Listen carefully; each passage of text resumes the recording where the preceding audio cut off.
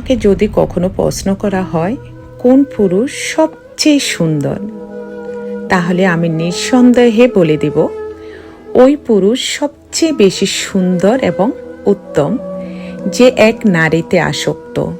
সে পুরুষ তার প্রিয় মানুষটির জন্য সমস্ত নারীকে উপেক্ষা করে চলে। তার প্রিয় মানুষটি কষ্ট পাবে বলে সে তার সমস্ত খারাপ অভ্যাসগুলো পরিত্যাগ করে এবং কি সে রাগের মাথায়ও একজন নারীকে সম্মান দিয়ে কথা বলে। মুখে যা আসে তাই বলে গালিগালাজ করে না। প্রতিটি নারীর জীবনে এমন একজন সুদর্শন যত্নশীল পুরুষ আসুক, সে তার সবটুকু দিয়ে আগলে রাখবে। সম্পর্ক হবে হালাল এবং উদ্দেশ্য হবে জান্নাত। আলহামদুলিল্লাহ।